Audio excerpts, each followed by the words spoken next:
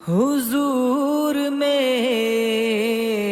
تو ساری بہار آپ سے ہے۔ تو ہر مقتدی کا خیال ہے کہ میرا امام اعلیٰ، ہر شاگرد کہتا ہے میرا استاد اعلیٰ، ہر امتی سوچتا ہے میرا نبی تو پھر میرا نبی۔ حضرت عیسیٰ کے حواری نے کہا حضرت جس کے قصیدے آپ بھی پڑھ رہے ہیں کیا وہ آپ سے بھی افضل ہوگا؟ تو سنو حضرت عیسیٰ نے کیا جواب۔ تو حضرت عیسیٰ بولے افضل ہونے کی بات کرتے ہو، وہ تو اتنی عظمتوں کا حامل ہے، اگر اس کے نالین کے تسمے کھولنے کی سعادت ابن مریم کو مل جائے تو یہ بھی مقدر کی بات ہے، یہ بھی بخت کی بات ہے کہ ان کے نالین کے تسمے کھولنے کی سعادت نصیب ہو جائے۔ وہ اتنا عظیم نبی ہے، مجھے بتاؤ اس نبی کا ذکر نہ کروں، گلی گلی چراغاں نہ کروں، گلی گلی ان کے تذکروں کی خوشبو نہ بکھیروں، گلی گلی ان کے نعرے نہ لگاؤں، ان کے نام کی مالا نہ جپوں، ان کے تذکروں کی خوشبو سے مست نہ ہو جاؤں؟ کائنات کے اندر جتنا چراغاں ہے آمنہ کے لال کے قدموں کا صدقہ ہے، ساری روشنیاں ان کے قدموں کے صدقے۔ اگر وہ نہ آتے تو آج اندھیرا ہی ہوتا۔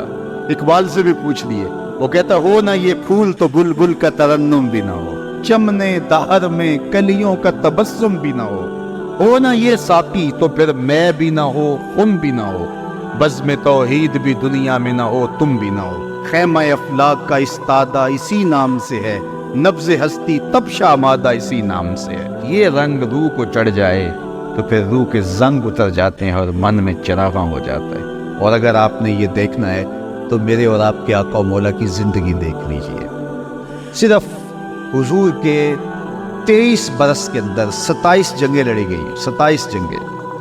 ایک 302 کا مقدمہ آ جائے آدھی زندگی کھا جاتا ہے، تو 27 جنگیں لڑی ہیں ان 23 سالوں کے اندر۔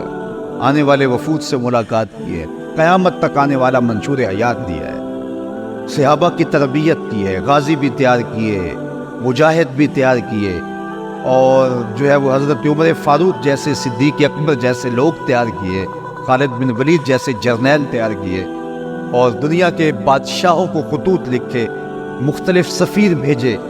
اور عبادت کا رنگ کیا ہے کہ یوں قیام کرتے ہیں کہ میرا مالک خود کہتا ہے چادر اوڑھنے والے محبوب ساری رات جاگا نہ کر کبھی سو بھی لیا۔ تو اللہ کی حضور اس کی بندگی کو بھی اس انداز سے ادا کر رہے ہیں۔ تو صرف 23 سالہ زندگی کے اندر اگر آپ دیکھیں آنے والے وفود سے ملاقات بھی ہو رہی ہے، دکھیوں کے کام بھی آ رہے ہیں۔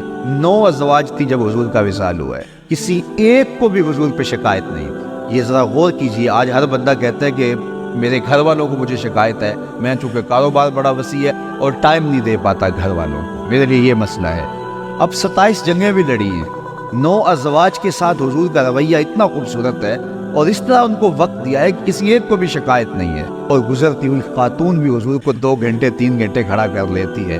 آنے والے وفود سے بھی ملاقات ہو رہی ہے، اور لاکھوں کی تعداد کے اندر صحابہ حضور سے حدیثیں بھی جمع کرتے ہیں، صفہ کے چبوترے پہ بیٹھنے والے حضور سے درس زندگی بھی لیتے ہیں، اور لوگوں کی تیمارداری بھی کرنے جاتے ہیں، جنازوں میں بھی شامل ہوتے ہیں۔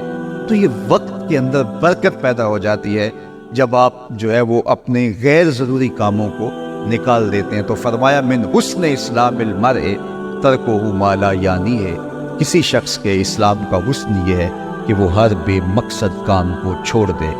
زندگی تیزی کے ساتھ گزر رہی ہے اور میں اور آپ لمحہ لمحہ موت کے قریب ہو رہے ہیں، قبل اس سے کہ کوئی حجت باقی نہ رہے اور پھر سخت پچھتاوا رہے کہ کاش کہ ہم نے اپنے وقت کو با مقصد کاموں میں گزارا ہوتا۔ آج میرے اور آپ کے پاس یہ وقت ہے، اس کو غنیمت جانیے۔ تو آج کا وقت ہمارے لیے بہت غنیمت ہے، تو ہم ذرا اپنے من میں اتر کے اپنے اندر دیکھیں کہ ہم کہاں کھڑے ہیں اور ہمیں کہاں کھڑا ہونا چاہیے۔ تو یہ ہماری خود احتسابی کا عمل کمزور ہو گیا، اور خود احتسابی کے نتیجے کے اندر عمل کی تحریک پیدا ہوتی ہے۔ جب نقصان کا انسان کو ادراک ہوتا ہے، متاع کارواں کے لٹ جانے کو اسے خبر ہوتی ہے، تو پھر جو ہے وہ احساس ضیاع ہوتا ہے۔